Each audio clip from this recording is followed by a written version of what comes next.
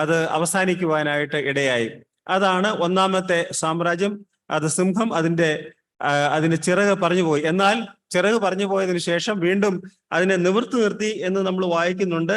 നിലത്തു നിന്ന് പൊക്കി മനുഷ്യനെ പോലെ നിവർത്തി നിർത്തി അതിന് മാനുഷ്യ ഹൃദയവും കൊടുത്തു. നെബൂഖദ്നേസറിന്റെ രോഗത്തിന് ശേഷം നെബൂഖദ്നേസർ തന്റെ ജീവിതത്തിൽ ഉണ്ടായതായിരിക്കുന്ന വ്യത്യാസം, താൻ വീണ്ടും രാജസ്ഥാനത്തേക്ക് തിരിച്ചു വന്നു എന്ന് മാത്രമല്ല, താൻ നമ്മൾ 4 അധ്യായത്തിന്റെ അവസാനം കണ്ടതുപോലെ ഒരു നല്ല ഒരു സ്വഭാവത്തിലേക്ക് താൻ വരുവാനായിട്ട് ഇടയായി എന്നുള്ളതാണ്. അനേകർ 4 അധ്യായത്തിന്റെ അവസാനത്തെ വാക്യത്തെ ആസ്പദമാക്കി നെബൂഖദ്നേസർ യഥാർത്ഥത്തിൽ ഒരു ദൈവവിശ്വാസിയായി തീർന്നു എന്ന് വിശ്വസിക്കുന്നവരുണ്ട്. പക്ഷേ അതിന് നമുക്ക് വ്യക്തമായ തെളിവ് കാണുവാനായിട്ട് സാധ്യമാകുകയില്ല. അതാണ് ഒന്നാമത്തെ മൃഗം. രണ്ടാമത് നമ്മൾ കാണുന്നു, അത് 5-ാമത്തെ വാക്യം. രണ്ടാമത് കരടിയുടെ സദൃശ്യമായ മറ്റൊരു മൃഗത്തെ കണ്ടു. അതൊരു പാർശ്വം ഉയർത്തിയും വായിൽ പല്ലിന്റെ ഇടയിൽ 3 വാരിയിൽ കടിച്ചു പിടിച്ചും കൊണ്ട് നിന്നു. അവർ അതിനോട് എഴുന്നേറ്റ് മാംസം ധാരാളം തിന്നുക എന്ന് പറഞ്ഞു. നമുക്കിവിടെ ഒരു കരടിയെ കാണുവാൻ സാധിക്കും. അതും സമുദ്രത്തിൽ വരുന്നതായിരിക്കുന്ന ഒരു മൃഗമാണ്. അതിന്റെ ഒരു വശത്തെ കാലുകൾ ഉയർന്നു നിൽക്കുന്നത് കാണുവാൻ സാധിക്കും. അത് മേദ്യ പേർഷ്യ രാജ്യത്തെയാണ് ഈ കരടി കാണിക്കുന്നത്. അതിൽ പേർഷ്യയാണ് മേദ്യയേക്കാൾ ഉയർന്നു നിൽക്കുന്നത്, ഉന്നതമായത് എന്നുള്ളത് ആണ് ഈ കാലുകൾ ഉയർന്നു നിൽക്കുന്നത് നമുക്ക് മനസ്സിലാകുന്നത്. അതിന്റെ വായിൽ 3 വാരിയലുണ്ട്. വാസ്തവത്തിൽ ഈ 3 വാരിയലില് ഏതാണ് എന്നുള്ളതിനെ കുറിച്ച് ദൈവദാസന്മാരുടെ മധ്യേ സാരമായിരിക്കുന്ന അഭിപ്രായ വ്യത്യാസമുണ്ട്. നമുക്കും വാസ്തവത്തിൽ അത് പറയുവാനായിട്ട് സാധ്യമാകില്ല. ഈ പടം നിങ്ങളുടെ കയ്യിൽ നിങ്ങൾക്ക് ഓർമ്മയുണ്ടാകും. ഈ പടത്തിൽ നമുക്ക് ബാബിലോണിയൻ പേർ കാണാം. അവരാദ്യം പിടിച്ചടക്കിയത് മേദ്യ, ഈ മോൾ കാണുന്നതായിരിക്കുന്ന സ്ഥലമാണ് മേദ്യ സാമ്രാജ്യം. ഈ സാമ്രാജ്യമാണ് അവര് ആദ്യം പിടിച്ചടക്കിയത്. ഈ സാമ്രാജ്യമാണ്, ഇതാണ് ആദ്യം പിടിച്ചടക്കിയത് 550 BC. പിന്നെ ഈ കാണുന്ന സ്ഥലം, നമ്മളിവിടെ കാണുന്ന ഈ സ്ഥലം, ഇത് ലിഡിയ എന്ന് പറയുന്ന വേറൊരു സാമ്രാജ്യമാണ്. അതും ഏതാണ്ട് മേദ്യ പോലെ തന്നെ അത്രയും തന്നെ വലിയ ഒരു സാമ്രാജ്യമായിരുന്നു. അതും അവർ 546 BC പിടിച്ചടക്കി. പിന്നീടാണ് ബാബിലോൺ സാമ്രാജ്യം മേദ്യ പേർഷ്യ രാജാക്കന്മാരെ പിടിച്ചടക്കിയത്. കോരശ് രാജാവ് അത് 539 പിടിച്ചടക്കി. നമ്മൾ നോക്കിയാൽ ദാനിയേൽ ഈ വിഷയം കാണുന്നത് 555 BC, കർത്താവിന് 555 വർഷം മുമ്പ്. അതിനുശേഷമാണ് ഈ 3 രാജ്യങ്ങളെയും നമ്മൾ കാണുന്നത്. കാര്യം ഇതല്ലാതെ വേറെ ഒരു 3 വാരിയലില് പിടിച്ചതായിട്ട് നമുക്ക്, അഥവാ അങ്ങനെ 3 സാമ്രാജ്യത്തെ പിടിച്ചടക്കിയതായിട്ട് നമുക്ക് വ്യക്തമായിരിക്കുന്ന ധാരണയില്ല. അതുകൊണ്ടാണ് നമ്മൾ ഇത് ആയിരിക്കാം എന്ന് അനുമാനിക്കുന്നത്. വാസ്തവത്തിൽ അവരുടെ സാമ്രാജ്യത്തിൽ, മേദ്യ പേർഷ്യ സാമ്രാജ്യത്തിൽ പേർഷ്യ കഴിഞ്ഞാൽ ഏറ്റവും പ്രധാനപ്പെട്ടതായ 3 സാമ്രാജ്യങ്ങൾ. ബാബിലോൺ കഴിഞ്ഞിട്ട് അവര് സൈറസിന്റെ മകൻ കാമ്പസസ് II താൻ ഈജിപ്റ്റ് പിടിച്ചടക്കി. പിന്നീട് ഇൻഡസ് വാലി എന്ന് വെച്ചാൽ ഇൻഡസ് റിവർ പോകുന്നതായിരിക്കുന്ന സ്ഥലത്ത് പഞ്ചാബ്, അതുപോലെ തന്നെ പാകിസ്ഥാൻ, അഫ്ഗാനിസ്ഥാൻ തുടങ്ങിയ സ്ഥലങ്ങളൊക്കെ ഈ പേർഷ്യൻ രാജാക്കന്മാരെ പിടിച്ചടക്കാനായിട്ടിടയെ. അതാണ് നമ്മളിവിടെ കാണുന്നു. മാംസം ധാരാളം തിന്നുക എന്ന് പറയുന്നു. അതിന്റെ അർത്ഥം ഇനിയും പിടിച്ചടക്കാനായിട്ടുള്ളതായിരിക്കുന്ന കൽപ്പനയാണത്. വാസ്തവത്തിൽ ദാനിയേൽ ഈ വിഷയം കണ്ടതിന് ശേഷമാണ് അവര് മേദ്യ സാമ്രാജ്യം, അതുപോലെ തന്നെ ലിഡിയ, ബാബിലോൺ, ഈ സാമ്രാജ്യങ്ങളൊക്കെ തന്നെ അവര് പിടിച്ചടക്കാനായിട്ട് ഇടയായത്. ഇത് രണ്ടാമത്തെ മൃഗം. അത് കരടിയാണ്. നമുക്കറിയാം കരടി വളരെ ശക്തിയുള്ളതാണ്, പക്ഷെ വളരെ പെതിയെ പോവുകയുള്ളൂ.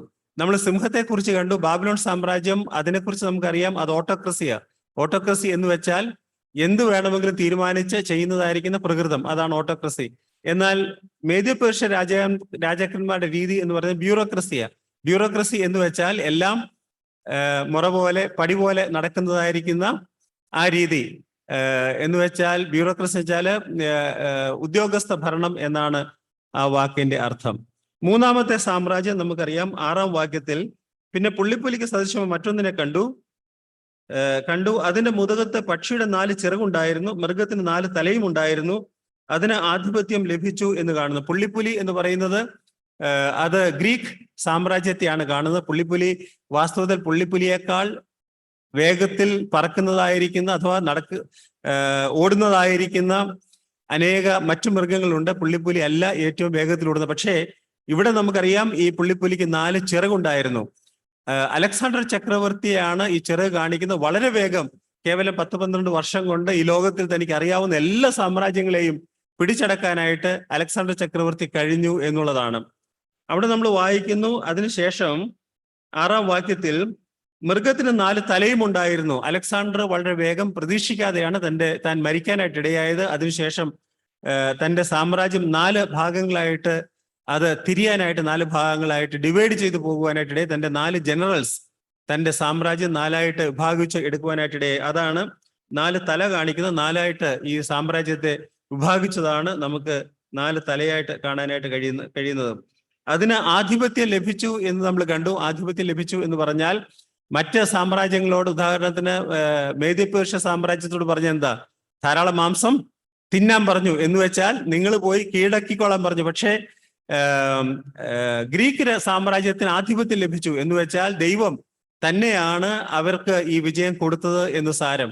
നമുക്കറിയാം, കേവലം വളരെ ചെറിയ ഒരു സൈനിക ബലം കൊണ്ട്, കേവലം ഒരു 50,000-ൽ താഴെയുള്ള സൈനിക ബലം കൊണ്ട് അവർക്ക് വലിയ സൈന്യത്തെ, മേദ്യ-പേർഷ്യ പോലുള്ളതായിരിക്കുന്ന വലിയ സൈന്യത്തെ, 2 ലക്ഷം 3 ലക്ഷം സൈന്യത്തെ തോൽപ്പിക്കാനായിട്ട് കഴിഞ്ഞു എന്ന് പറയുന്നത് കേവലം നിസ്സാരമായ വർഷം കൊണ്ട് അനേക രാജ്യങ്ങളെ തോൽപ്പിക്കാൻ സാധിച്ചു എന്ന് പറയുന്നത് ദൈവം താൻ തന്നെ അവരുടെ ജീവിതത്തിൽ പ്രവർത്തിച്ചു എന്നുള്ളതാണ്. നമ്മൾ ആദ്യത്തെ ഭാഗത്ത് കണ്ടല്ലോ അല്ലേ, 4 കാറ്റ്, ആ കാറ്റ് സമുദ്രത്തിന്മേൽ അടിക്കുന്നത് നമ്മൾ കണ്ടു. അതിന്റെ അർത്ഥം ദൈവമാണ് സകലത്തെ നിയന്ത്രിക്കുന്നത്. ഗ്രീക്ക് സാമ്രാജ്യത്തിനും മറ്റ് സാമ്രാജ്യങ്ങളെയൊക്കെയും നിയന്ത്രിക്കുന്ന ദൈവമാണ് എന്നുള്ളത് നമുക്ക് ഈ ഭാഗത്ത് നിന്ന് മനസ്സിലാക്കാനായിട്ട് സാധിക്കും. ഇനി അടുത്ത ഭാഗം, 7-ാമത്തെ ഭാഗം, 7-ാമത്തെ അഥവാ 2-ാമത്തെ ദർശനമാണ്. അത് 4-ാമത്തെ മൃഗത്തെ കുറിച്ചുള്ളതായിരുന്ന ദർശനം. അത് നമുക്കൊന്ന് വായിക്കാം. 7-ഉം 8-ഉം വാക്യങ്ങൾ നമുക്കൊന്ന് വായിക്കാം. രാത്രി ദർശനത്തിൽ ഞാൻ പിന്നെയും ഘോരവും ഭയങ്കരവും അതിബലവും ഉള്ളതായ 4-ാമതൊരു മൃഗത്തെ കണ്ടു. അതിന് വലിയ ഇരുമ്പ് പല്ല് ഉണ്ടായിരുന്നു. അത് തിന്നുകയും തകർക്കുകയും ചെയ്തിട്ട് ശേഷമുള്ളതിനെ കാൽകൊണ്ട് ചവിട്ടിക്കളഞ്ഞു. മുമ്പേ കണ്ട സകല മൃഗങ്ങളിൽ വെച്ച് ഇത് വ്യത്യാസമുള്ളതായിരുന്നു. അതിന് 10 കൊമ്പ് ഉണ്ടായിരുന്നു. ഞാൻ ആ കൊമ്പുകളെ നോക്കിക്കൊണ്ടിരിക്കുമ്പോൾ അവയുടെ ഇടയിൽ മറ്റൊരു ചെറിയ കൊമ്പ് മുളച്ചു വന്നു. അതിനാൽ മുമ്പത്തെ കൊമ്പുകളിൽ 3 വേരോടെ പറഞ്ഞുപോയി. 7-ാം വാക്യം. After this I saw in the night visions, and behold, a 4th beast, dreadful and terrible, and strong exceedingly, and it had great iron teeth. It devoured and brake in pieces, and stamped the residue with the feet of it. And it was diverse from all the beasts that were before it, and it had 10 horns. അതാണ് 4-ാമത്തെ മൃഗത്തെ കുറിച്ച് നമ്മൾ കാണുന്നതായിരിക്കുന്ന ചിത്രം. അത് വാസ്തവത്തിൽ Roman സാമ്രാജ്യത്തെയാണ് കാണിക്കുന്നത്. അപ്പൊ നമ്മൾ 4 സാമ്രാജ്യത്തെ കുറിച്ച് കണ്ടു. ആദ്യത്തെ സാമ്രാജ്യം ബാബിലോൺ സാമ്രാജ്യം, പിന്നീട് 2-ാമത്തെ സാമ്രാജ്യം മേദ്യ-പേർഷ്യ സാമ്രാജ്യം, 3-ാമത്തേത് ഗ്രീക്ക് അഥവാ യവന സാമ്രാജ്യം, 4-ാമത്തേത് റോമൻ സാമ്രാജ്യം. റോമൻ സാമ്രാജ്യത്തിൽ ഇതിനെ കുറിച്ചുള്ള ഒരു ചിത്രം നിങ്ങൾക്ക് ഇവിടെ കാണുവാനായിട്ട് സാധിക്കും. ഈ ചിത്രം വാസ്തവത്തിൽ ഇത് കാണാൻ തന്നെ വളരെ അറപ്പുളവാക്കുന്നതായിരിക്കും ചിത്രമായിട്ടാണ് എനിക്ക് തോന്നിയത്. വളരെ വൃത്തികെട്ട ഒരു മൃഗത്തിന്റെ ചിത്രം. കാര്യം ഇതുപോലത്തെ ഒരു മൃഗം വേറെ വേറെ എങ്ങും കാണുവാൻ സാധിക്കാത്തതായിരിക്കുന്ന ഒരു മൃഗമാണ്. ആ മൃഗം അതും വരുന്നത് കടലിൽ നിന്ന് തന്നെയാണ്. പിന്നീട് അതിന് വളരെ സ്ട്രോങ് മസിൽസ് ഒക്കെ ഉണ്ട്. നമുക്കറിയാം ഇവിടെ സ്ട്രോങ് ആണ്, അതിബലമുള്ളതായിരിക്കുന്ന മൃഗമാണ്. അതിന് അയൺ ടീത്ത് ഉണ്ട്.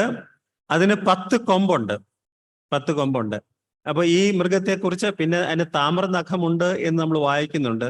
താമ്രനഖം, അതുപോലെ തന്നെ ഇരുമ്പ് പല്ല്, 10 കൊമ്പുകൾ ഉള്ളതായിരിക്കുന്ന അതിഘോരമായിരിക്കുന്ന മറ്റ് യാതൊരു മൃഗത്തോടും, ലോകത്തിലുള്ളതായിരിക്കുന്ന യാതൊരു മൃഗത്തോടും യാതൊരു സാമ്യവും ഇല്ലാത്തതായിരിക്കുന്ന ഒരു മൃഗം ആണ് ഇവിടെ. തന്നെയല്ല, ഇതിന് ഒരു കണ്ണുണ്ട്.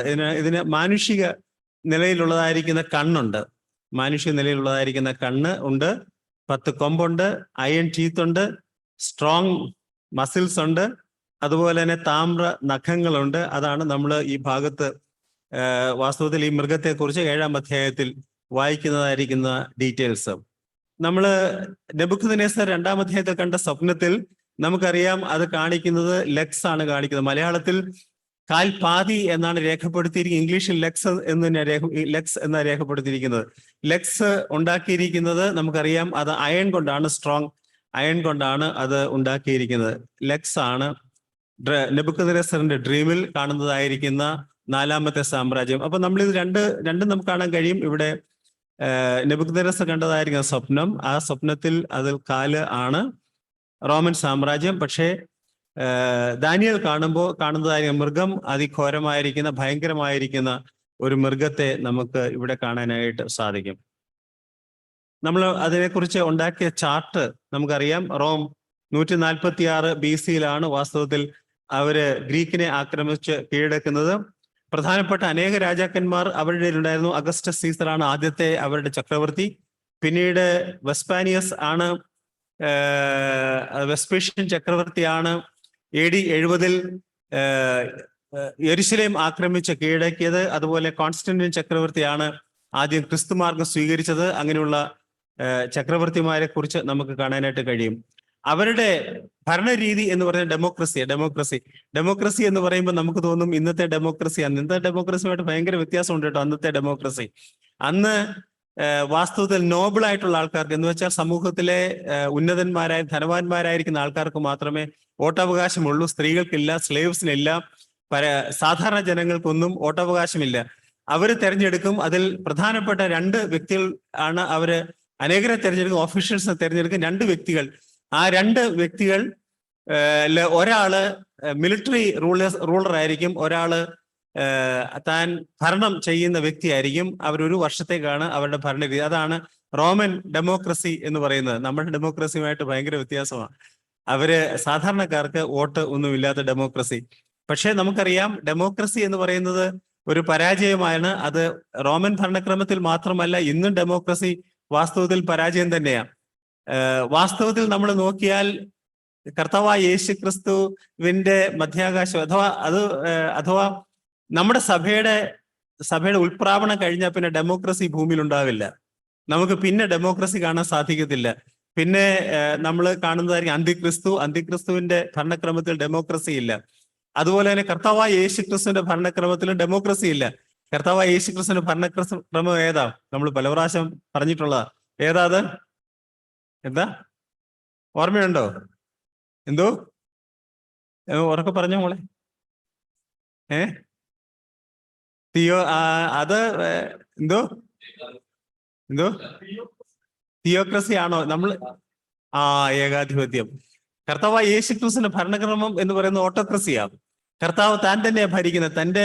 തന്റെ ഭരണക്രമത്തിൽ ഉള്ള വ്യത്യാസം എന്താന്ന് ചോദിച്ചാൽ, ആ ഓട്ടോക്രസിയിൽ വ്യത്യാസം എന്താന്ന് ചോദിച്ചാൽ, മറ്റ് ഭരണക്രമങ്ങളെല്ലാം തന്നെ നമ്മൾ കാണുന്നതായിരിക്കുന്ന അന്തിക്രിസ്തുവിന്റെ ഭരണക്രമത്തിലും ഇതിനു മുമ്പുള്ളതായിരിക്കുന്ന ഓട്ടോക്രസി, ബ്യൂറോക്രസി, മിലിറ്ററി എല്ലാം ഉണ്ട്. പക്ഷെ കർത്താവായ യേശു ക്രിസ്തുവിന്റെ ഭരണക്രമം വരുമ്പോ ഇന്ന് നമ്മൾ കാണുന്ന എല്ലാ ഭരണക്രമങ്ങളും മാറും. Even that autocracy will go out. ആ ഓട്ടോക്രസി പോലും മാറിയിട്ട് ഒരു പുതിയ ഭരണക്രമമാണ് കർത്താവായ യേശു ക്രിസ്തു സ്ഥാപിക്കാൻ പോകുന്നത്.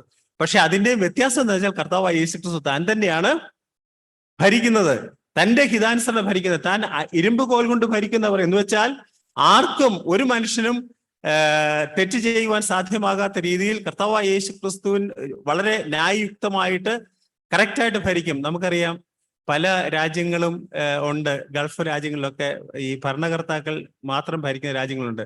അതിൽ നന്നായിട്ട് ഭരിക്കുന്ന രാജ്യങ്ങളെ നമുക്കറിയാലോ. അതിൽ ഏറ്റവും നല്ല ഉദാഹരണം ദുബായ്. പെർഫെക്റ്റ് ആണെന്ന് വേണമെങ്കിൽ പറയാം. അതുകൊണ്ടുള്ളതായിരിക്കും അവരുടെ പ്രോഗ്രസ്, അവിടുത്തെ എല്ലാ കാര്യങ്ങളും നമുക്കറിയാം. ഇത്രയും ഈ ലോകത്തിൽ അതുപോലെ അതുപോലെ ചെയ്യുന്നതായിരിക്കുന്ന ഒരു ഭരണക്രമം നമുക്ക് സാധാരണ രീതിയിൽ കാണാനായിട്ട് സാധ്യമാകുകയില്ല. അപ്പം ഓട്ടോക്രസി എന്ന് പറയുന്നത് വാസ്തവത്തിൽ നല്ല ഭരണം വരികയാണെങ്കിൽ അതിനേക്കാളൊക്കെ എത്രയോ മെച്ചമായിരിക്കുന്ന ഭരണമായിരിക്കും നമ്മുടെ കർത്താവായ യേശു ക്രിസ്തുവിന്റെ ഭരണം. അപ്പം ഓട്ടോക്രസിയാണ് അത് ഇവിടെ. അപ്പോ റോമൻ ഭരണക്രമം എന്ന് പറയുന്നത് ഡെമോക്രസിയാണ്. ഇന്നും ഡെമോക്രസി ഉണ്ട്. പക്ഷെ ഡെമോക്രസിക്കകത്ത് ഇന്ന് വാസ്തവത്തിൽ ഓട്ടോക്രസി ഉണ്ടല്ലേ? നമ്മൾ കഴിഞ്ഞ ആഴ്ച ഓർത്തതാണ്. അത് നമുക്ക് കാണാനായിട്ട് സാധിക്കും. നമുക്ക് ഈ ആദ്യ ഭാഗം നമുക്ക് നോക്കാം. ഇവിടെ 7-ാം വാക്യത്തിൽ, രാത്രി ദർശനത്തിൽ ഞാൻ പിന്നെയും ഘോരവും ഭയങ്കരവും അതിബലവും ഉള്ളതായ 4മതൊരു മൃഗത്തെ കണ്ടു. അതിന് വലിയ ഇരുമ്പ് പല്ലുണ്ടായിരുന്നു. അത് തിന്നുകയും തകർക്കുകയും ചെയ്തിട്ട് ശേഷമുള്ളതിനെ കാൽ കൊണ്ട് ചവിട്ടിക്കളഞ്ഞു. മുമ്പേ കണ്ട സകല മൃഗങ്ങളിൽ വെച്ച് ഇത് വ്യത്യാസമുള്ളതായിരുന്നു. ഈ വാസ്തവത്തിൽ ഇത്രയും ഭാഗം എന്ന് പറയുന്നത് ആ കാലഘട്ടത്തിൽ, എന്ന് വെച്ചാൽ റോമൻ സാമ്രാജ്യത്തെ കുറിച്ചുള്ളതായ കഴിഞ്ഞു പോയതായിരിക്കുന്ന റോമൻ ഭരണക്രമത്തെ കുറിച്ചുള്ളതായ വിവരണമാണ്. ഈ ഭാഗം വരെ കഴിഞ്ഞു പോയതായിരിക്കും റോമൻ ഭരണക്രമത്തെ കുറിച്ചുള്ള വിവരണമാണ്. അവരുടെ രീതിയെക്കുറിച്ച് നമുക്ക് കാണാൻ നമ്മൾ കണ്ടല്ലോ, ആ പടം കണ്ടല്ലോ അല്ലെ, ഒരു സങ്കരവർഗം മോങ്ഗ്രൽ ആയിട്ടുള്ളതായിരിക്കുന്ന ഒരു സങ്കരവർഗത്തിൽപ്പെട്ടതായ മൃഗത്തെ നമുക്ക് കാണാനായിട്ട് കഴിഞ്ഞു. അതിന് വലിയ ഇരുമ്പ് പല്ലുണ്ട് എന്ന് നമ്മൾ കണ്ടു. നമ്മൾ കണ്ടത് അത്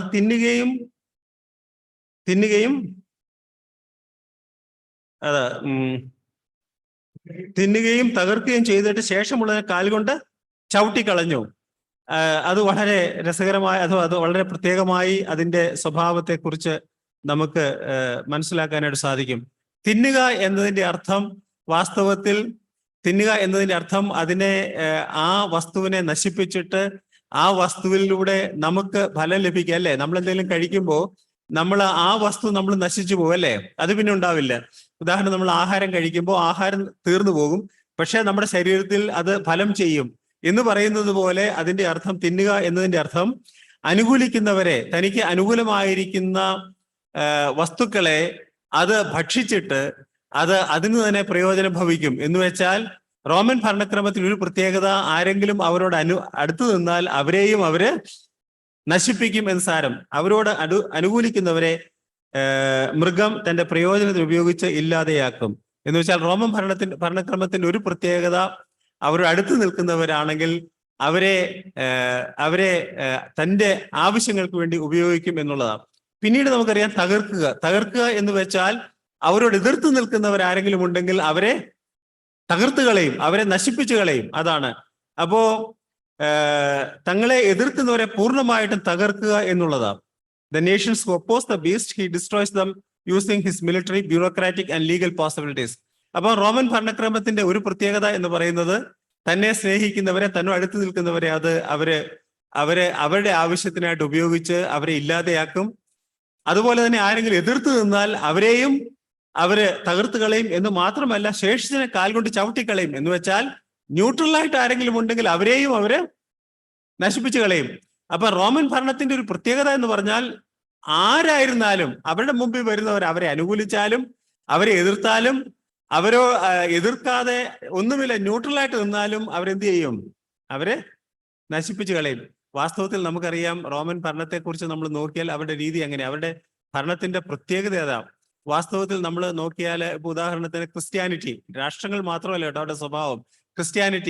ക്രിസ്ത്യാനികൾ ആർക്കെങ്കിലും ഉപദ്രവം ചെയ്തിട്ടുണ്ടോ? ചെയ്തിട്ടില്ല. ന്യൂട്രൽ ആണ് നമുക്ക് വേണമെങ്കിൽ പറയാം. പക്ഷെ റോമ ഗവൺമെന്റ് ഈ ന്യൂട്രലായുള്ള ക്രിസ്ത്യാനിറ്റിയെ എന്തുമാത്രം നശിപ്പിച്ചല്ലേ, അവരെ തീ വെച്ച് ചുട്ടുകളയുന്ന അനുഭവത്തിലേക്ക് വന്നു. അവരുടെ രീതി എങ്ങനെയാ? അനുകൂലിച്ചാലും പ്രതികൂലിച്ചില്ലെങ്കിലും എല്ലാവരെയും നശിപ്പിക്കുന്ന സ്വഭാവമാണ് റോമൻ ഭരണക്രമത്തിന് ഉള്ളത്. അതാണ് തിന്നുകയും തകർക്കുകയും ചെയ്തിട്ട് ശേഷമുള്ളതിനെ കാൽകൊണ്ട് ചവിട്ടിക്കളഞ്ഞു എന്ന് നമുക്ക് കാണാനായിട്ട് സാധിക്കുന്നത്. In effect Romans destroyed everyone, those who were in favour, against and neutral, they destroyed everyone. നമ്മൾ ഇനി അടുത്ത ഭാഗം വരുമ്പോൾ നമ്മൾ ഇത്രയും വരെ ഭാഗത്ത് വാസ്തവത്തിൽ കഴിഞ്ഞ കാലത്ത് റോമൻ ഭരണക്രമത്തെ കുറിച്ചുള്ളതായിരിക്കുന്ന രേഖയാ അല്ലേ, അവരുടെ സ്വഭാവമാ തിന്നുകയും തകർക്കുകയും ശേഷമുള്ള കാൽകൊണ്ട് ചവിട്ടിക്കളയും. എന്നാൽ ഇനി നമ്മൾ വായിക്കാൻ പോകുന്നത് വാസ്തവത്തിൽ വരുവാനുള്ളതായിരിക്കുന്ന കാര്യങ്ങളെക്കുറിച്ച്. ഇവിടെ തുടങ്ങി നമുക്ക് വരുവാനുള്ളതായിരിക്കുന്ന കാര്യങ്ങളെക്കുറിച്ചുള്ളതായിരിക്കുന്ന ദർശനമാണ്, അന്ത്യദർശനം. അത് നമ്മൾ ബൈബിളിൽ രണ്ടാം അധ്യായത്തിൽ നെബൂഖദ്നേസറിന്റെ സ്വപ്നത്തിൽ അത് കാൽപാദമാണ്, കാൽപാതി എന്ന് നമ്മൾ വായിക്കുന്നെങ്കിലും കാലിന്റെ പാദമാണ് അത് ഉണ്ടാക്കിയിരിക്കുന്നത്. ഇരുമ്പും കളിമണ്ണും കൊണ്ട് അല്ലേ, ഇരുമ്പും കളിമണ്ണും. അതറിയാം, പുതിയ റോം, അതിന്റെ ഭരണകർത്താവ് എന്ന് പറയുന്നത് ആന്റിക്രൈസ്റ്റ് ആണ്. അതിന്റെ സ്വഭാവം എന്ന് പറയുന്നത്, അതിന് ഈ എല്ലാ സ്വഭാവങ്ങളും ഉണ്ട്. ലയന്റെ സ്വഭാവമുണ്ട്, ബെയറിന്റെ സ്വഭാവമുണ്ട്. Lion which destroys everything, autocracy ഉണ്ട്. അതുപോലെ ബ്യൂറോക്രസി, ബെയറിന്റെ സ്ലോനെസ്, അതിന്റെ ശക്തി ഒക്കെ ഉണ്ട്. പിന്നെ ലെപ്പേർഡിന്റെ സ്വിഫ്റ്റ്നെസ് ഉണ്ട്, എന്ന് വെച്ചാൽ മിലിറ്ററി പവർ ഒക്കെ ഉണ്ട്. എല്ലാം ഉള്ളതായിരിക്കുന്ന ഒരു സങ്കരവർഗമാണ് വാസ്തവത്തിൽ നമുക്ക് ഈ ആന്റിക്രൈസ്റ്റിനെ കാണുവാനായിട്ട്, അഥവാ പുതിയ വരുവാനുള്ളതായിരിക്കുന്ന റോമൻ ഭരണക്രമത്തെ കാണുവാനായിട്ട് സാധിക്കുന്നത്. നമുക്കറിയാം, അത് ഈ പടങ്ങള് നമ്മൾ കണ്ടതാണ്. ഇനി അടുത്ത ഈ വാക്യത്തിൽ നമ്മൾ കാണുന്നു അതിന് 10 കൊമ്പുണ്ടായിരുന്നു. 24-ാം വാക്യം അവിടെ എന്താ ഈ 10 കൊമ്പുകളെ കുറിച്ച് പറയുന്നത് എന്താ? ഒന്ന് വായിച്ചാട്ടെ ആരെങ്കിലും.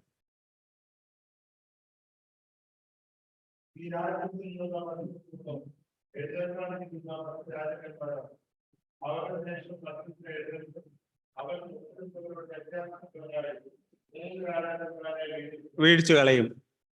അപ്പോൾ ഇവിടെ 10 കൊമ്പുകളെ കുറിച്ച് കാണുന്നു. ആ 10 കൊമ്പിനെ കുറിച്ച് 24-ാം വാക്യത്തിൽ അത് എഴുന്നേൽപ്പാനിരിക്കുന്ന 10 രാജാക്കന്മാരാകുന്നു എന്ന് ആ 10 കൊമ്പുകളെ കുറിച്ച് വിവരിക്കുക. 10 രാജാക്കന്മാരാകുന്നു. പിന്നീട് അതിനുശേഷം വേറൊരുത്തൻ എഴുന്നേൽക്കും. അത് നമുക്ക് 8-ാം വാക്യത്തിൽ ആ വ്യക്തിയെക്കുറിച്ച് കാണുവാനായിട്ട് സാധിക്കും. വാസ്തവത്തിൽ നമ്മൾ ഈ ഭാഗത്തെക്കുറിച്ച് പറയുമ്പോൾ വ്യാഖ്യാനങ്ങൾ നമുക്കറിയാം. ഞാനിവിടെ പ്രത്യേകിച്ച് എഴുതിയ ഡിസ്പെൻസേഷണൽ പ്രീ മില്ലേനിയലിസ്റ്റ് വ്യൂ എന്ന് എഴുതിയ ഡിസ്പെൻസേഷണൽ പ്രീ മില്ലേനിയലിസ്റ്റ് വ്യൂ. നമ്മളെ വാസ്തവത്തിൽ വേർപാടുകാരെ ഡിസ്പെൻസേഷണലിസ്റ്റ് എന്ന് നമുക്കൊരു പേരുണ്ടായിരുന്നു പണ്ട് കാലങ്ങളിൽ. നമ്മുടെ ഇടയിൽ ഉള്ളതായിരിക്കുന്ന പ്രത്യേകിച്ച് ആദ്യകാലത്ത് ഉണ്ടായിരുന്ന ജെയിൻ ഡാർബിയാണ് ഡിസ്പെൻസേഷണലിസം അഥവാ യുഗങ്ങളായിട്ട് ആദം മുതൽ അവസാനം വരെ ഉള്ളതായിരിക്കുന്ന കാലഘട്ടത്തെ യുഗങ്ങളായിട്ട് തിരിച്ചു പഠിപ്പിക്കണം എന്ന് വളരെ ശക്തമായിട്ട് പഠിപ്പിച്ച ആളാണ് ജെയിൻ ഡാർബി. നമുക്കറിയാം ജെയിൻ ഡാർബി എന്ന് പറയുന്നത് ബ്രദറൻ സമൂഹത്തിന്റെ ഏറ്റവും ആദിമ പിതാക്കന്മാരിൽ പെട്ടതായിരിക്കുന്ന ഒരു വ്യക്തിയാണ് ജെയിൻ ഡാർബി. താനാണ് ഡിസ്പെൻസേഷണലിസം അഥവാ യുഗങ്ങളായിട്ട് ഈ ദൈവവചനത്തെ തിരിച്ചു പഠിക്കണം എന്ന് വാസ്തവത്തിൽ പഠിപ്പിച്ചത്. അതിനുശേഷം അത് വാസ്തവത്തിൽ പ്രചരിപ്പിച്ച സ്കോഫീൽഡ് ആണ് ഈ ഡിസ്പെൻസേഷണലിസം എന്ന വാസ്തവത്തിൽ കൂടുതൽ പ്രചരിപ്പിക്കുവാനായിട്ട് ഇടയായത്. എന്നാൽ ഇതിവിടെ ഞാൻ പ്രത്യേകിച്ച് എഴുതാൻ കാര്യം എന്താണെന്ന് ചോദിച്ചാൽ, ലോകത്തിലുള്ളതായിരിക്കുന്ന ഒരു നല്ല ശതമാനം ആൾക്കാരും അവര് അമില്ലേനിയലിസ്റ്റ് എന്ന് പറഞ്ഞാൽ അറിയാം. അമില്ലേനിയൽ എന്ന് വെച്ചാൽ 1000 ആണ്ട് വാഴ്ച ഇല്ല എന്ന് വിശ്വസിക്കുന്നവര്. അമില്ലേനിയൽ എന്ന് പറഞ്ഞാൽ 1000 ആണ്ട് വാഴ്ച ഇല്ല. മിക്കവാറും എപ്പിസ്കോപ്പൽ ചർച്ചുകളെല്ലാം തന്നെ, ഈ കത്തോലിക്ക സഭ പിന്നെ അതുപോലുള്ളതായിരിക്കുന്ന സഭകളെല്ലാം തന്നെ ഇനി ഒരു 1000 ആണ്ട് വാഴ്ച ലിറ്ററൽ 1000 ഇയർ റെയിൻ ഇല്ല എന്ന് വിശ്വസിക്കുന്നവരാണ്. നമ്മളും വളരെ കുറച്ച് പേര് മാത്രമേ ഉള്ളൂ ഒരു 1000 ആണ്ട് വാഴ്ച ഉണ്ട് എന്ന് വിശ്വസിക്കുന്നത്.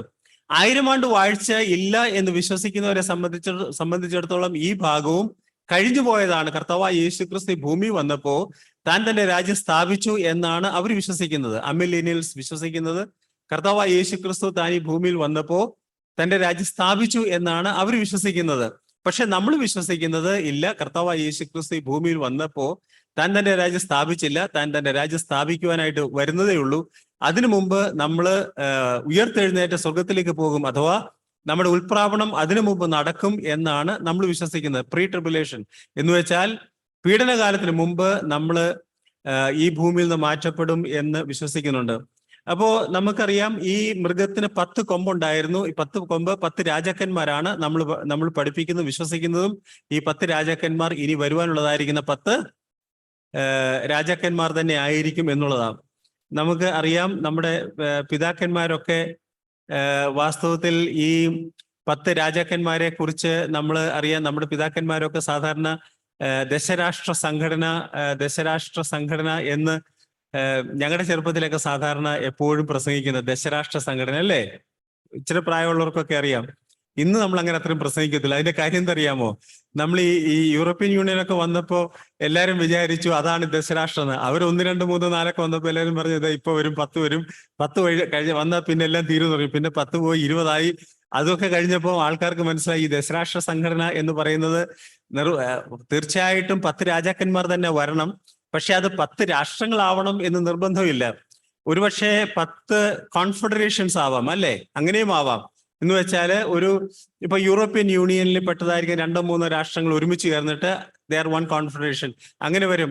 വാസ്തവത്തിൽ USSR ഫോം ചെയ്തപ്പോൾ നമുക്കറിയാം അനേക രാഷ്ട്രങ്ങൾ, എനിക്ക് തോന്നുന്നത് 23 രാജ്യങ്ങളാണെന്ന് എന്റെ ഓർമ്മ ശരിയാണെങ്കിൽ, ഒരുമിച്ച് ചേർന്നാണ് USSR ഫോം ചെയ്തത്.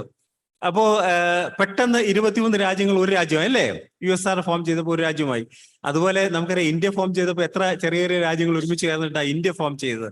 അപ്പോ അങ്ങനെ സംഭവിക്കാം. അങ്ങനെ സംഭവിക്കാൻ മാത്രമല്ല, അങ്ങനെ സംഭവിക്കും. അങ്ങനെ സംഭവിക്കാനുള്ള കാരണം എന്താണെന്ന് ചോദിച്ചാല് ഇന്നത്തെ വേൾഡ് ഓർഡറിൽ, ഇന്നത്തെ ലോക രാഷ്ട്രങ്ങളുടെ രീതി അനുസരിച്ച് വാസ്തവത്തിൽ ചെറിയ ചെറിയ രാഷ്ട്രങ്ങൾക്ക് നിലനിൽപ്പിന് വലിയ പ്രയാസമാണ്. വലിയ രാഷ്ട്രങ്ങളുമായിട്ട് ചേർന്ന് മാത്രമേ ചെറിയ രാഷ്ട്രങ്ങൾക്ക് നിലനിൽക്കുവാൻ സാധിക്കത്തുള്ളൂ. അതുകൊണ്ട് എന്ത് ചെയ്യും? ചെറിയ രാഷ്ട്രങ്ങളെല്ലാം വലിയ രാഷ്ട്രങ്ങളോട് അഥവാ കഴിവുള്ള രാഷ്ട്രങ്ങളോട് ഒരുമിച്ച് നിൽക്കാനായിട്ട് ശ്രമിക്കും. പണ്ട് കാലങ്ങളിൽ അങ്ങനെ ഉണ്ടായിരുന്നു. അതുകൊണ്ടാണല്ലോ ഉദാഹരണത്തിന് ഇസ്രയേലുകാര് അവരെപ്പോഴും ഈജിപ്തിനോട് ചേർന്ന് നിൽക്കുമായിരുന്നു. ഒരു രാഷ്ട്രമായിട്ടല്ലെങ്കിലും ഈജിപ്തിനോട് ചേർന്ന് നിൽക്കുമായിരുന്നു. അങ്ങനെയുള്ളതായിരിക്കുന്ന രാഷ്ട്രങ്ങൾ പണ്ടും ഉണ്ടായിരുന്നു. അത് ഇനിയും അങ്ങനെയുള്ള രാഷ്ട്രങ്ങൾ സംഭവിക്കും.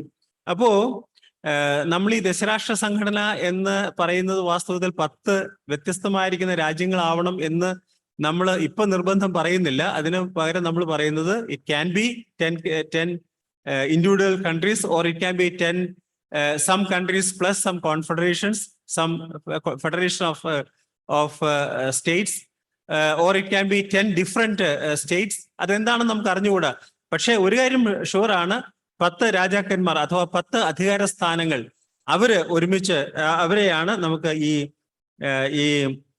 10 കൊമ്പ് കൊണ്ട് നമുക്ക് അർത്ഥമാകുന്നത്. നമ്മൾ നോക്കുമ്പോൾ ഞാൻ കൊമ്പുകളെ നോക്കിക്കൊണ്ടിരിക്കുമ്പോൾ I consider the horns and behold intently looking focused. ഇങ്ങനെ ഈ കൊമ്പുകളെ നോക്കിക്കൊണ്ടിരിക്കുമ്പോൾ പ്രത്യേകമായിട്ട് യാതൊരു ഇഫക്റ്റും ഇല്ലാതെ ഒരു ചെറിയ കൊമ്പ് മുളച്ചു വന്നു. നമുക്കിവിടെ കാണാം ഒരു കൊമ്പ്, ഈ 10 കൊമ്പിന്റെ മധ്യേ ഒരു കൊമ്പ് മുളച്ചു വരുന്നത് കാണാൻ കഴിയും. ഇങ്ങനെ ഈ കൊമ്പ് മുളച്ചു വന്നപ്പോൾ തന്നെ 3 കൊമ്പുകൾ പറഞ്ഞുപോയി എന്നുള്ളത് നമുക്ക്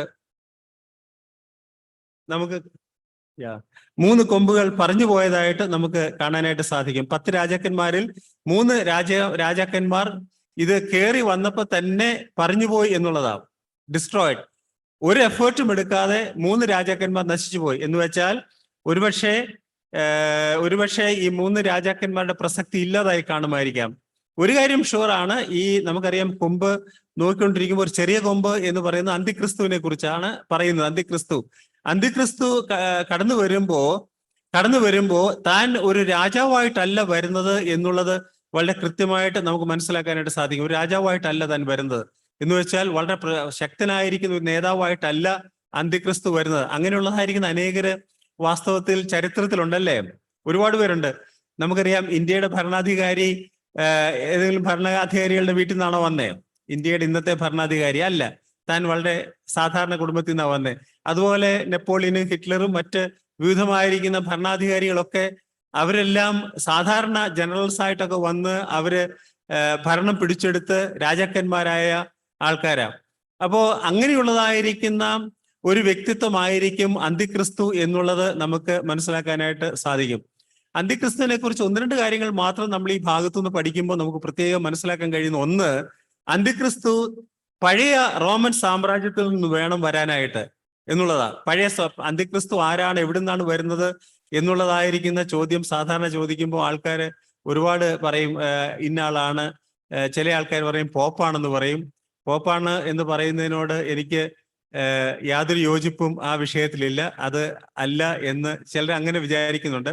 പിന്നെ ചിലര് എനിക്ക് തോന്നുന്നത് ഒബാമ പറഞ്ഞു, ചിലരൊക്കെ പറഞ്ഞു ഞാനാണ് അന്തിക്രിസ്തു എന്ന് ഒബാമയെ കുറിച്ച് പറഞ്ഞു എന്ന് താൻ തന്നെ തന്റെ ഒരു പ്രസംഗത്തിൽ പറയാനായിട്ട് ഇടയായി. അപ്പോ അങ്ങനെയൊന്നും അന്തിക്രിസ്തു വരത്തില്ല. നമുക്കറിയാം അന്തിക്രിസ്തു വരുന്നത് പഴയ റോമൻ സാമ്രാജ്യത്തിൽ നിന്നാണ്. നമ്മളിവിടെ കണ്ടല്ലോ അല്ലെ, ഈ അധ്യായത്തിൽ നമുക്ക് മനസ്സിലാകും ഈ മൃഗത്തിന്റെ 10 കൊമ്പുകൾക്കിടയിൽ നിന്ന് വേണം ഈ ചെറിയ കൊമ്പ് മുളച്ചു വരാനായിട്ട്. അത് വരുമ്പോ അത് ചെറിയ കൊമ്പായിട്ടാണ് വരുന്നത്. പക്ഷേ അതിന്റെ സ്വഭാവത്തെ കുറിച്ച് നമുക്ക് ഇനി മുമ്പോട്ട് പോകുമ്പോൾ നമുക്ക് മനസ്സിലാക്കാനായിട്ട് സാധിക്കും. ഇവിടെ ഈ പടം കാണുമ്പോൾ ഇച്ചിരി വീതിയുള്ളതായിരിക്കുന്ന, കാഴ്ചയിൽ വലിപ്പമേറിയതായിരിക്കുന്ന കൊമ്പാണ്.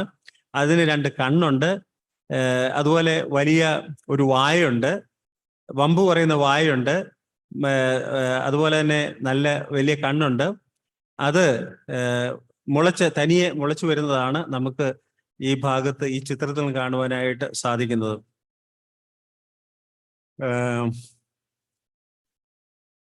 നമ്മൾ വാസ്തവത്തിൽ 6-ാം അധ്യായത്തിൽ, വെളിപ്പാട് ദിവസം 6-ാം അധ്യായത്തിൽ ഈ അന്തിക്രിസ്തുവിന്റെ ആഗമനത്തെ കുറിച്ച് നമ്മൾ 6-ാം അധ്യായത്തിന് 1-ാം വാക്യമാണ് വാസ്തവത്തിൽ അന്തിക്രിസ്തുവിനെ ദൈവവചനം വെളിപ്പാട് പുസ്തകത്തിൽ ആദ്യമായിട്ട് ഇൻട്രൊഡ്യൂസ് ചെയ്യുന്നത്. 6-ാം അധ്യായത്തിന്റെ 1-ാമത്തെ വാക്യം.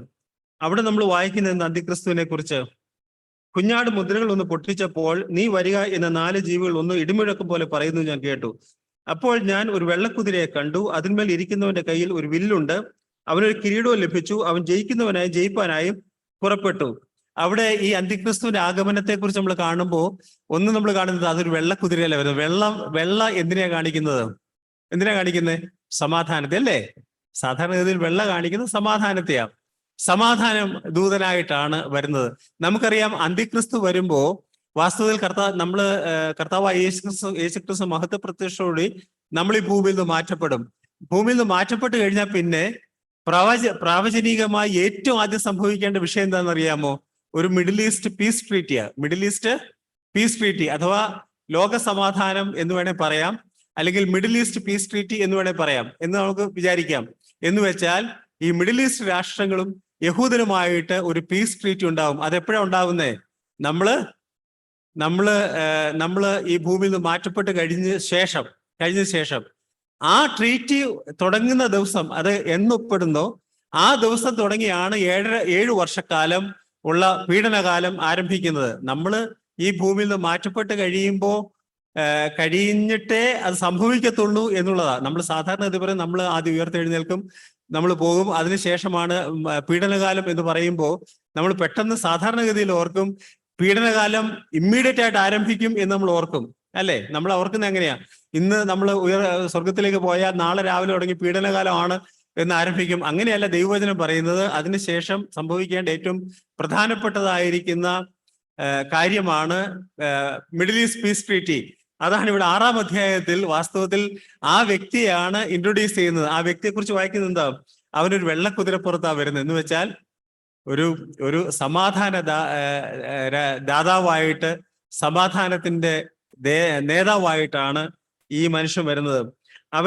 അവന്റെ വില്ലുണ്ട്, പക്ഷെ അവൻ അമ്പില്ല. അതിന്റെ അർത്ഥം എന്താ? അമ്പില്ലാത്ത വില്ല് ഒരു പ്രയോജനവും ഇല്ലല്ലേ? അതിന്റെ അർത്ഥം എന്താ അറിയാമോ? മിലിറ്ററി മൈറ്റ് അവനുണ്ട്, മിലിറ്ററിയുടെ ഉണ്ട്. ഒരുപക്ഷെ ഒരു സർവ്വസൈന്യാധിപനായിരിക്കാം ഇങ്ങനെ കടന്നു വരുന്നത്. അവന് മിലിറ്ററി മൈറ്റ് ഉണ്ട്, പക്ഷേ മിലിറ്ററി ഒന്നും അവൻ ഉപയോഗിക്കത്തില്ല. സമാധാനത്തിന്റെ ആളായിട്ടാണ് അവൻ വരുന്നത്. അവന് ഒരു കിരീടവും ലഭിച്ചു എന്നുള്ളതാണ്. എന്ന് വെച്ചാൽ പെട്ടെന്ന് മുമ്പോട്ട് വരുവാനുള്ളതായിരിക്കുന്ന സാധ്യതകൾ അവൻ ലഭിച്ചു. അപ്പം അന്തിക്രിസ്തുവിന്റെ ആഗമനം നമ്മൾ കാണുന്നത്, അതിന്റെ ആരംഭം നമ്മൾ വെളിപ്പാട് പുസ്തകത്തിൽ കാണുന്ന 6-ാം അധ്യായത്തിന്റെ 1-2 വാക്യങ്ങളിലാണ്. അവിടെ ആണ് നമുക്ക് ഈ ലിറ്റിൽ ഹോൺ അഥവാ അന്തിക്രിസ്തുവിനെ കുറിച്ചുള്ളതായിരിക്കുന്ന അന്തിക്രിസ്തുവിനെ കുറിച്ചുള്ളതായിരിക്കുന്ന കാര്യങ്ങൾ കാണുന്ന 6-ാം അധ്യായത്തിന് 1-2 വാക്യങ്ങൾ. ഇനി നമുക്ക് ദാനിയേൽ പ്രവചനം 7-ാം അധ്യായത്തിൽ തിരിച്ചു വരാം. അവിടെ നമ്മൾ നമ്മൾ കണ്ടത് എന്താ? ഇവൻ കടന്നു വന്നപ്പോൾ തന്നെ 3 കൊമ്പുകളെ അവൻ തകർത്ത് കളഞ്ഞു, അല്ലേ? 3 കൊമ്പുകളെ തകർത്ത് കളഞ്ഞു. അവിടെ നമ്മൾ വായിക്കുന്നത് എന്താ? വേരോടെ പറഞ്ഞു പോയി എന്ന് വെച്ചാൽ ഈ 3 കൊമ്പുകളുടെ അവശിഷ്ടം പോലും കാണാനില്ല, ഒരവശിഷ്ടം നിലനിർത്തിയില്ല, തകർത്ത് കളഞ്ഞു എന്നുള്ളതാ.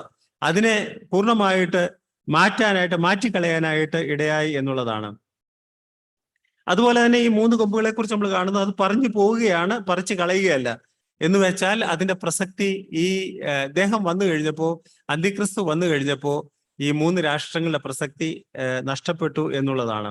ഇനി ഈ അന്തിക്രിസ്തുവിന്റെ ചില പ്രത്യേകതകളുടെ പറയാം നമുക്കിവിടെ കാണുവാനായിട്ട് സാധിക്കും. അന്തിക്രിസ്തുവിന്റെ ചില പ്രത്യേകതകൾ 8-ാം വാക്യം, ഞാൻ ആ കൊമ്പുകളെ നോക്കിക്കൊണ്ടിരിക്കുമ്പോൾ അവയുടെ ഇടയിൽ മറ്റൊരു ചെറിയ കൊമ്പ് മുളച്ചു വന്നു. അതിനാൽ മുമ്പിലത്തെ കൊമ്പുകളിൽ 3 പേരോടെ പറഞ്ഞുപോയി, ഈ കൊമ്പിൽ മനുഷ്യന്റെ കണ്ണുപോലെ കണ്ണും, ഒന്നാമത് little horn is on the beast with 10 horns. 10 കൊമ്പുകൾ ഉള്ളതായിരിക്കുന്ന മൃഗത്തിന്മേലാണ് അന്തിക്രിസ്തു വരുന്നത്. നമ്മൾ വെളിപ്പാട് പുസ്തകം നോക്കിയാൽ വെളിപ്പാട് പുസ്തകത്തിൽ പ്രധാനമായിട്ട് 3 മൃഗങ്ങളെ കാണാൻ കഴിയും. അനേകം മൃഗങ്ങളെ കുറിച്ച് പറയുന്നുണ്ടെങ്കിലും 3 മൃഗങ്ങൾ. ഒന്നാമത്തെ മൃഗം 11-ാം അധ്യായത്തിൽ നമുക്ക് കാണാൻ കഴിയും. ഒന്നാമത്തേത് 11-ാം അധ്യായത്തിൽ അവിടെ ആഴത്തിൽ നിന്ന് വരുന്നതായിരിക്കുന്ന ഒരു മൃഗം, ആഴത്തിൽ കയറി വരുന്നതായിരിക്കുന്ന മൃഗം. വെളിപ്പാട് പുസ്തകം 11-ാം അധ്യായത്തിന്റെ 7-ാം വാക്യം, ആഴത്തിൽ നിന്ന് കയറി വരുന്നതായിരിക്കുന്ന മൃഗം. അത് അവിടെ കാണുന്നതായിരിക്കുന്ന മൃഗം നമ്മൾ സാധാരണ ഇത് വിചാരിക്കുക സാത്താൻ താൻ തന്നെയാണ് എന്ന് വിചാരിക്കുക. സാത്താനെ കുറിച്ചാണ് അവിടെ രേഖപ്പെടുത്തിയത്, ആഴത്തിൽ കയറി വരുന്ന മൃഗം. പിന്നീട് 13-ാം അധ്യായത്തിൽ 1-ാം വാക്യം, അവിടെ സമുദ്രത്തിൽ കയറി വരുന്നതായിരുന്ന മൃഗം. നമ്മൾ ഇവിടെ കണ്ടതായിരിക്കുന്ന മൃഗവും സമുദ്രത്തിലാണ് വരുന്നത്, അല്ലേ? സമുദ്രത്തിൽ കയറി വരുന്ന മൃഗം 13-ാം അധ്യായത്തിന്റെ 1-ാമത്തെ വാക്യം, അത് അന്തിക്രിസ്തുവിനെയാണ് കാണിക്കുന്നത്. 13-ാം അധ്യായത്തിൽ 1-ാമത്തെ വാക്യം അന്തിക്രിസ്തു. 13-ാം അധ്യായത്തിന്റെ 11-ാം വാക്യം ഭൂമിയിൽ നിന്ന് കയറുന്നതായിരിക്കുന്ന ഒരു മൃഗം എന്ന് കാണിക്കുമ്പോൾ ഭൂമിയിൽ നിന്ന് കയറുന്നതായിരിക്കുന്ന മൃഗം അത് കള്ളപ്രവാചകൻ എന്ന് പറയുന്ന അന്തിക്രിസ്തുവിന്റെ സപ്പോർട്ട് ചെയ്യുന്നതായിരിക്കുന്ന കള്ളപ്രവാചകൻ അഥവാ മത നേതാവാണ് കള്ളപ്രവാചകൻ. അന്തിക്രിസ്തു രാഷ്ട്രീയ നേതാവാണ്. സാത്താനാണ് ഇവരുടെയൊക്കെയും അധിപതി. സാത്താന്റെ മുഴുവൻ പവറും കൊടുക്കുന്ന അന്തിക്രിസ്തുവിന്റെ മുഴുവൻ പവറും കൊടുക്കുന്നത് ഈ കള്ളപ്രവാചകന് എന്ന് നമുക്ക് മനസ്സിലാക്കാനായിട്ട് സാധിക്കും. അങ്ങനെയാണ് 3 മൃഗങ്ങൾ. ഒന്ന് ആഴത്തിൽ നിന്ന് വരുന്നത്, അത് സാത്താനെ കുറിച്ചാണ് പറയുന്നത്. 2 സമുദ്രത്തിൽ നിന്ന് വരുന്നത്, അത് അന്തിക്രിസ്തു. അതുപോലെ ഭൂമിയിൽ നിന്ന് കയറുന്നത്, അത് കള്ളപ്രവാചകൻ. ഇനി 8-ാം വാക്യത്തിൽ നമ്മൾ കണ്ടു, little horn is on the beast with 10 horns. അപ്പോ നമുക്ക് ഒരു കാര്യം വളരെ വ്യക്തമായിട്ട് നമുക്കറിയാം, അന്തിക്രിസ്തു വരുന്നത് തീർച്ചയായിട്ടും ഏഴ്സ്റ്റുവായിൽ റോമൻ എംപയറിൽ വരത്തുള്ളൂ. എന്ന് വെച്ചാൽ കഴിഞ്ഞ കാലങ്ങളിൽ ഉണ്ടായിരുന്ന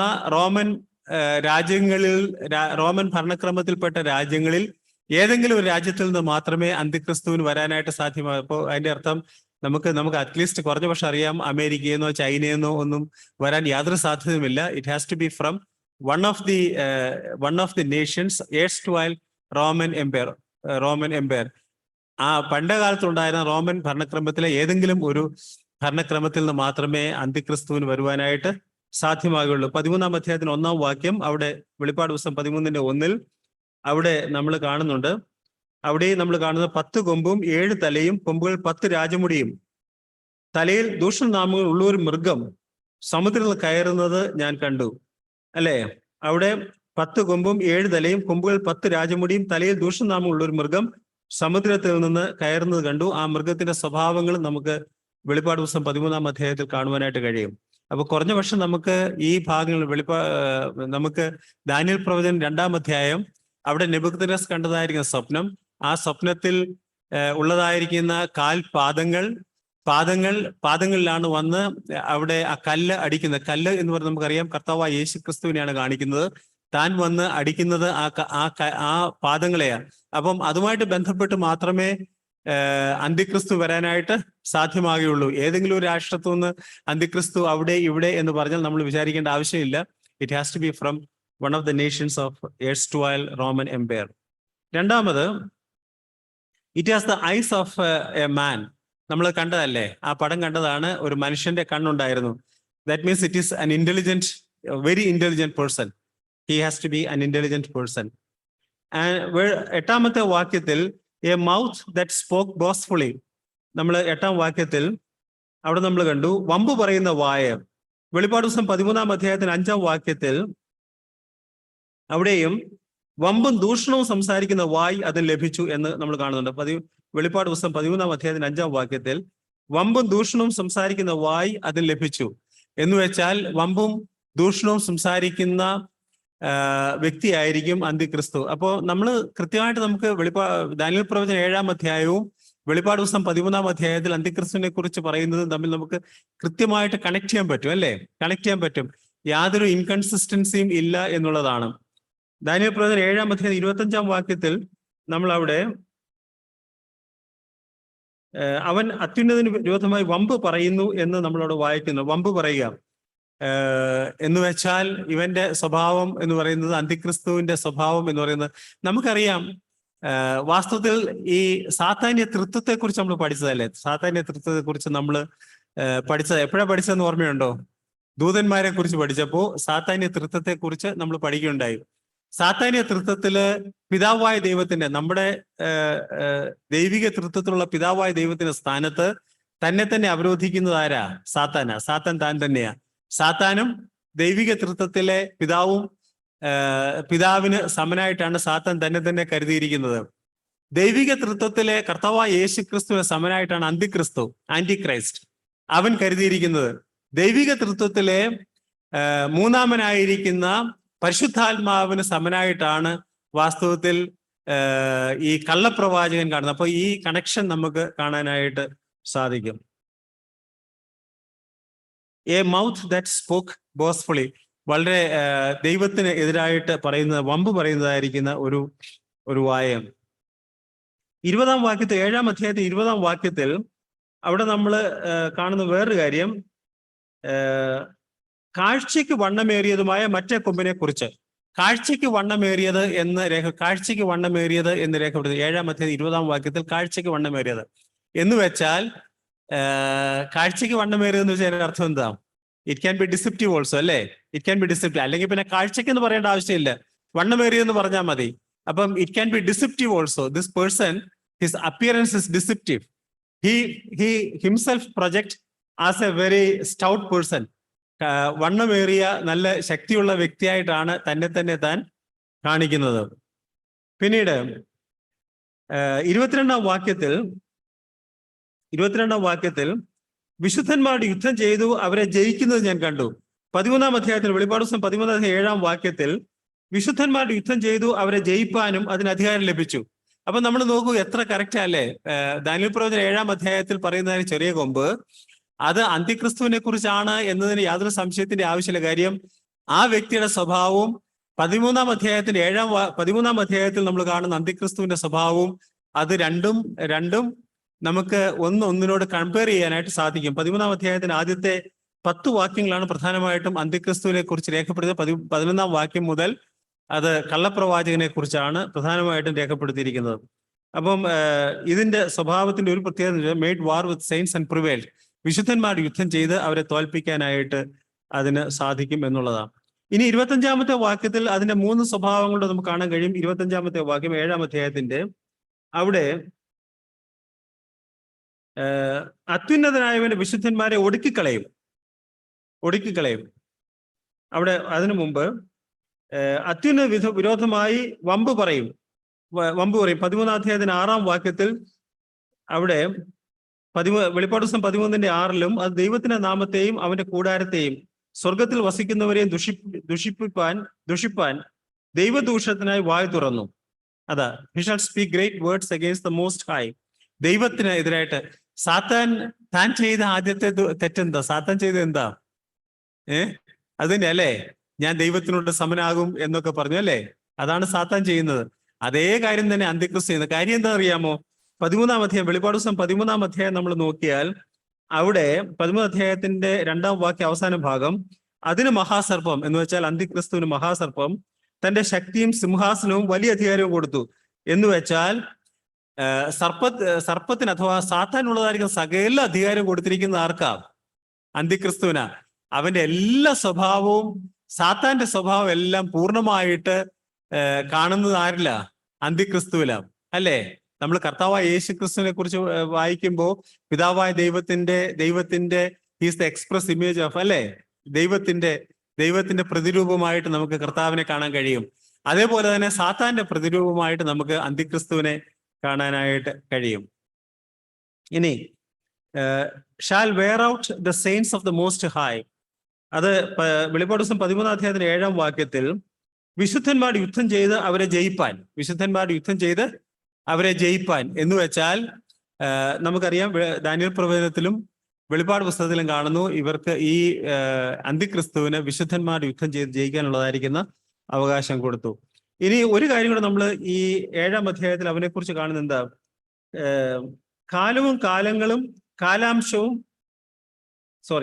അതിനു മുമ്പ് സമയങ്ങളെയും നിയമങ്ങളെയും മാറ്റുവാൻ ശ്രമിക്കും.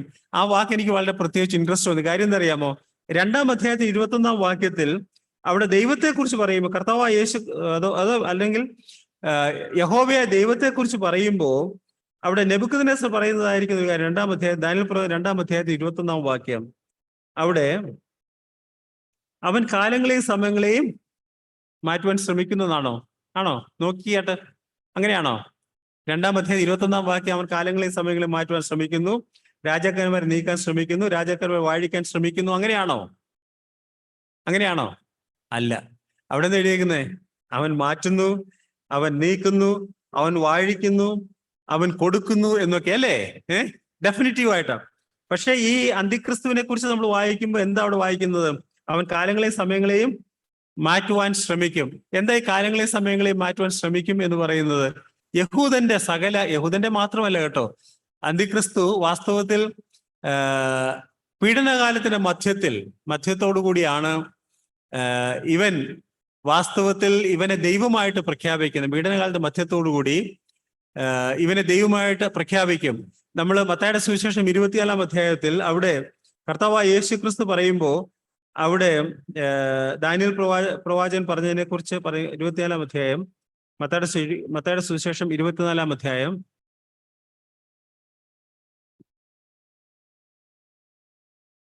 24 അധ്യായത്തിന്റെ 15 വാക്യം, ദാനിയേൽ പ്രവാചകൻ മുഖാന്തരം അരുളി ചെയ്തതുപോലെ ശൂന്യമാക്കുന്ന മ്ലേച്ഛത വിശുദ്ധ സ്ഥലത്തിൽ നിൽക്കുന്നു. അല്ലെ, ശൂന്യമാക്കുന്ന മ്ലേച്ഛത വിശുദ്ധ സ്ഥലത്തിൽ നിൽക്കുന്നു എന്ന് വെച്ചാൽ നമുക്ക് ഈ വെളിപ്പാട് പുസ്തകം 13 അധ്യായത്തിന്റെ നമ്മൾ വാസ്തവത്തിൽ 15 വാക്യം വായിക്കാം. 15 വാക്യം, മൃഗത്തിന്റെ പ്രതിമ സംസാരിക്കേണ്ടതിനും മൃഗത്തിന്റെ പ്രതിമയെ നമസ്കരിക്കാത്തവരെയൊക്കെ കൊല്ലിക്കേണ്ടതിനും മൃഗത്തിന്റെ പ്രതിമയ്ക്ക് ആത്മാവിനെ കൊടുപ്പാൻ അതിന് ബലം ലഭിച്ചു. അപ്പോ വാസ്തവത്തിൽ പീഡനകാലത്തിന്റെ മധ്യമാകുമ്പോ അന്തിക്രിസ്തുവിനെ ദൈവമായിട്ട് അവരോധിക്കും.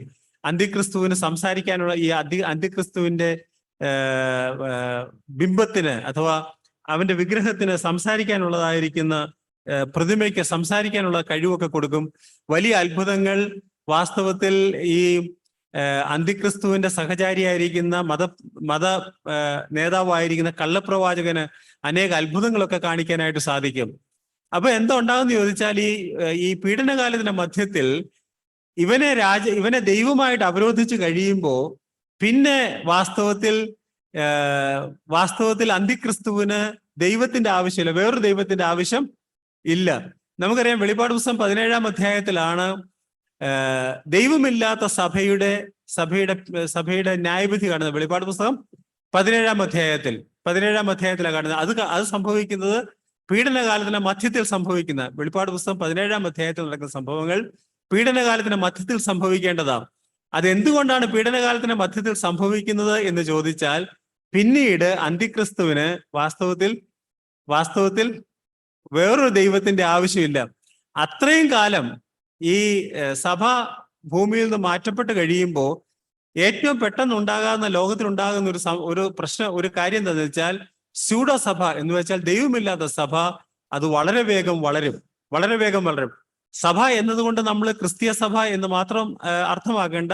ദൈവമില്ലാത്തതായിരിക്കുന്ന മതസംഹിതകൾ എല്ലാം തന്നെ മറ്റു മതങ്ങളും അതും വളരെ വേഗം വളരുവാനായിട്ടിടയാകും. അതിന്റെ കാരണം എന്താ? അതിന്റെ കാരണം സഭ ഈ ഭൂമിയിൽ നിന്ന് മാറ്റപ്പെട്ട് കഴിഞ്ഞാൽ പിന്നെ പരിശുദ്ധാത്മാവിന്റെ അധിവാസം ഇവിടെ ഉണ്ടാവില്ല. പരിശുദ്ധാത്മാവ് ഭൂമിയിൽ ഉണ്ടാവും, പക്ഷേ പരിശുദ്ധാത്മാവിന്റെ അധിവാസം ഈ ഭൂമിയിൽ ഉണ്ടാവുകയില്ല. നമ്മൾ തെസ്സലോനിക്ക ലേഖനത്തിൽ വായിക്കുന്ന വഴിയിൽ നിന്ന് തടുക്കുന്നവൻ മാറിപ്പോകണമെന്ന് വായിക്കുന്നു. അപ്പൊ താൻ മാറിപ്പോയി കഴിയുമ്പോൾ പിന്നുണ്ടാകുന്നതായിരിക്കുന്ന ഏറ്റവും പ്രധാനപ്പെട്ടതായിരിക്കുന്ന വസ്തുത എന്ന് പറയുന്നത് സ്യൂഡോ സഭ, എന്ന് വെച്ചാൽ ദൈവമില്ലാത്ത സഭ വളരെ വേഗം വളരും. അതിന്റെ പുറത്താണ് ആര് ഇരിക്കുന്നത്? അന്തിക്രിസ്തു ഇരിക്കുന്നത്. അവനും വളരും. ഈ സാത്താന്യ ശക്തികളെല്ലാം വളരും. പക്ഷേ അങ്ങനെ വളർന്നു വരുമ്പോ എന്തുണ്ടാവും? അതിൻ്റെ ഇടയ്ക്ക് ഇവനെ ദൈവമായിട്ട് അവരോധിക്കും. ഒരുപാട് കാര്യങ്ങൾ ഈ ആഴ്ചവട്ടത്തിന് അഥവാ ഈ ഇതിന്റെ മധ്യ സംഭവിക്കും. ഒന്ന്, സാത്താനെ സ്വർഗത്തിൽ ഇറക്കിവിടും. തനിക്ക് അല്പകാലമേ ഉള്ളൂ എന്ന് മനസ്സിലാക്കും. അപ്പോ വളരെ വേഗം തന്റെ രീതിയൊക്കെ ചേഞ്ച് ചെയ്യും. നമ്മൾ ഇന്ന് കാണുന്ന സാധാരണ പോലെ സാധാ മട്ടൊക്കെ അങ്ങ് മാറും. അപ്പോഴത്തേക്ക് സാത്താൻ്റെ സ്വഭാവമൊക്കെ ഒന്ന് മാറ്റും. അവന് വളരെ വേഗം കാര്യങ്ങൾ ചെയ്യുവാനായിട്ട് ഇടയാകും. അങ്ങനെ അങ്ങനെ അവനെ ദൈവമായിട്ട് വാഴിച്ചു കഴിയുമ്പോൾ പിന്നീട് വേറൊരു ദൈവത്തിന്റെ ആവശ്യമില്ല. അപ്പൊ നമുക്ക് 17 അധ്യായത്തിൽ നമുക്കറിയാം ഈ 10 രാജാക്കന്മാർ എന്ന് വെച്ചാൽ ഈ 10 ദശരാഷ്ട്ര സംഘടനകളും പിന്നെ അതുപോലെ തന്നെ അന്തിക്രിസ്തുവും ഒരുമിച്ച് ചേർന്നിട്ട് ഈ വേശ്യ എന്ന് പറഞ്ഞാൽ ദൈവമില്ലാത്തതായിരിക്കുന്ന സഭയെ നശിപ്പിച്ച് അതിനെ ഉന്മൂലനാശം ചെയ്യും. അത് നമുക്ക് വെളിപ്പാട് പുസ്തകം 17 അധ്യായത്തിൽ കാണുവാനായിട്ട് സാധിക്കും. അപ്പോ നമ്മൾ വാസ്തവത്തിൽ ഈ അന്ത്യക്രിസ്തുവിനെ കുറിച്ച് നമുക്ക് മനസ്സിലാവുന്ന ചില കാര്യങ്ങൾ ഇവിടെ രേഖപ്പെടുത്തി. നമ്മൾ ഒരു കാര്യം ഈ 25 വാക്യത്തിൽ think to change times and laws എന്ന് പറയുമ്പോൾ നമ്മൾ ഒരു കാര്യം വളരെ പ്രത്യേകമായിട്ട് നമ്മൾ ഓർത്തോണം. എന്താ അറിയാമോ? Satan is not all powerful. Satan can do many things, but he cannot do everything. എനിക്ക് കഴിഞ്ഞ ദിവസം ഇവിടെ പ്രസംഗിച്ച ആൾ പറഞ്ഞു, നമ്മുടെ എനിക്ക് ഗോട്ട്ലി ബ്രദർ പറയുന്നു അല്ലേ, നമ്മുടെ ഹൃദയത്തിലുള്ള വിചാരങ്ങൾ സാത്താന് മനസ്സിലാക്കാൻ കഴിയത്തില്ലെന്ന്. അങ്ങനെ താൻ പറയുകയുണ്ടായി. ഒരുപക്ഷെ അത് ശരിയാവാൻ സാധ്യതയുണ്ടെന്ന് എനിക്ക് തോന്നുന്നു. നമ്മൾ അത് കൃത്യം അറിഞ്ഞുകൂടാ, പക്ഷെ അങ്ങനെ സാധ്യത ഉണ്ടാവും. അപ്പോ സാത്താൻ ഒരുപാട് കാര്യങ്ങൾ, സാത്താന്റെ കഴിവ്, നമ്മളത് വാസ്തവത്തിൽ ദൂതന്മാരെ കുറിച്ച് പഠിച്ചപ്പോൾ നമ്മൾ വളരെ വ്യക്തമായിട്ട് പഠിച്ചതാണ്. സാത്താൻ ഒരുപാട് കഴിവുണ്ട്, പക്ഷേ സാത്താന് താന്റെ കഴിവ് എന്നൊക്കെ പറഞ്ഞാൽ ദൈവത്തിന്റെ കഴിവുമായിട്ട്, ഇൻഫിനിറ്റ് പെർഫെക്ഷൻ ഓഫ് ഗോഡുമായിട്ട് ചിന്തിക്കുമ്പോൾ ദിസ് ഇസ് മിനിസ്ക്യൂൾ അല്ലേ. സാത്താന്റെ കഴിവ് മിനിസ്ക്യൂളാ. He cannot be at the same time everywhere. He can be only in one place. He can be either in earth or in heaven, or he can be in America or in India. He cannot be everywhere. He cannot control everything. He cannot, he doesn't know everything what God is planning to do. അതുകൊണ്ടാണല്ലോ അല്ലേ കർത്താവായ യേശു ക്രിസ്തു ജനിച്ചപ്പോ അവൻ വാസ്തവത്തിൽ കർത്താവായ യേശു ക്രിസ്തു ആണെന്ന് വിചാരിച്ചിട്ട് അവൻ ഉൽപ്പത്തി പുസ്തകം തുടങ്ങിയാല് അനേകരെ അവൻ കൊന്നിട്ടുണ്ട്. പക്ഷെ എന്തുകൊണ്ട്? അവൻ അറിയത്തില്ല ആരായിരുന്നു കർത്താവായ യേശു ക്രിസ്തു എന്നുള്ളത്. അവന് അനേകരെ അങ്ങനെ അവസാന അബദ്ധം പറ്റിയത് എപ്പോഴാണ്? കർത്താവായ യേശു ക്രിസ്തു താൻ ജനിച്ചു, താൻ മരണത്തെ ഉയർത്തെഴുന്നേറ്റപ്പോ അവന് മനസ്സിലായി അബദ്ധം പറ്റി എന്നത്. അതാ നമുക്കറിയാം ഉൽപ്പത്തി പുസ്തകത്തിൽ സ്ത്രീയുടെ സന്തതി സർപ്പത്തെ തലയെ തകർക്കും എന്ന് പറഞ്ഞാൽ തകർത്ത് കഴിഞ്ഞപ്പോഴേ അവന് മനസ്സിലായുള്ളൂ അങ്ങനെ തകർക്കും എന്നുള്ളത്. അപ്പൊ ഞാൻ പറയാൻ വന്നത്, Satan is not all powerful. അത് നമുക്ക് വാസ്തവത്തിൽ ധൈര്യം നൽകുന്നതാ. ഒരു കാര്യം കൂടെ ഞാൻ പറയാം. ഈ സംഭവങ്ങളൊക്കെ കാണുമ്പോൾ ഉണ്ടല്ലോ, അതിനു മുമ്പ് വിശുദ്ധന്മാർ ഉയർത്തെഴുന്നേൽക്കും. നമ്മൾ ആരും ഈ സംഭവത്തിലൂടെ കടന്നു പോകുകയില്ല. ഈ ചെറിയ കൊമ്പ് എന്ന് പറയുന്നതായിരിക്കുന്ന അന്തിക്രിസ്തുവിന്റെ ആവിർഭാവത്തിന് മുമ്പ് തന്നെ നമ്മൾ ഈ ഭൂമിയിൽ നിന്ന് മാറ്റപ്പെടും എന്നുള്ളത് നമുക്ക് വളരെ ആശ്വാസം നൽകുന്നതായിരിക്കും വിഷയമാണ്. അടുത്ത ആഴ്ച നമുക്ക് മൂന്നാമത്തെ വിഷൻ അഥവാ വയോധികന്റെ സിംഹാസനത്തെ കുറിച്ച്, ഏൻഷ്യന്റ് ഓഫ് ഡേയ്സ്, ആ സിംഹാസനത്തെ കുറിച്ച് നമുക്ക് പഠിക്കാനായിട്ട് ഇടയാകും. ഒരു വാക്കും കൂടെ ഞാൻ ഇവിടെ എഴുതിയിട്ടുണ്ട്. അതായത് 7-ാം അധ്യായത്തിലും 8-ാം അധ്യായത്തിലും ചെറിയ കൊമ്പ് എന്ന പ്രയോഗമുണ്ട്. 7-ാം അധ്യായത്തിലെ ചെറിയ കൊമ്പാണ് അന്തിക്രിസ്തു. കാര്യം അത് വരുന്ന റോമൻ സാമ്രാജ്യത്തിൽ നിന്ന്. 8-ാം അധ്യായത്തിലെ ചെറിയ കൊമ്പ് എന്ന് പറയുന്നത് ഗ്രീക്ക് സാമ്രാജ്യത്തിൽ നിന്ന് വരുന്നതായിരിക്കുന്ന ഒരു ചെറിയ കൊമ്പ്, ഗ്രീക്ക് സാമ്രാജ്യത്തിൽ നിന്ന്. അത് അന്തിക്രിസ്തു അല്ല.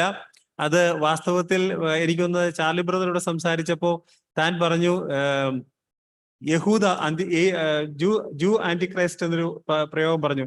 എനിക്കൊന്ന് കള്ളപ്രവാചകനെ കുറിച്ചായിരിക്കും താൻ പറഞ്ഞത് എന്ന് ഞാൻ വിചാരിക്കുകയാണ്. പക്ഷേ he has to be from അവിടെ നമ്മൾ കാണുന്നത് താൻ മെയിനായിട്ട് അത് 8-ാം അധ്യായത്തിൽ കാണുന്നത് അന്റിയോക്കസ് എപ്പിഫാനസ് എന്ന് പറയുന്നതായിരിക്കും ഗ്രീക്ക് രാജാവിനെ കുറിച്ചുള്ളതായിരിക്കുന്ന പ്രവചനമാണ് 8-ാം അധ്യായത്തിൽ നമ്മൾ കാണുന്ന ചെറിയ കൊമ്പ്. പക്ഷേ 7-ാം അധ്യായത്തിൽ കാണുന്നത് നമുക്ക് അറിയാം അന്തിക്രിസ്തു. നമ്മൾ അടുത്ത ഭാഗം പഠിക്കുമ്പോൾ 3-4 പഠിക്കുമ്പോൾ വീണ്ടും അന്തിക്രിസ്തുവിനെ കുറിച്ച് അല്പം കൂടെ നമുക്ക് ഡീറ്റെയിൽ ആയിട്ട് പഠിക്കുവാനായിട്ട് കഴിയും. ദൈവം നമ്മെ സഹായിക്കട്ടെ.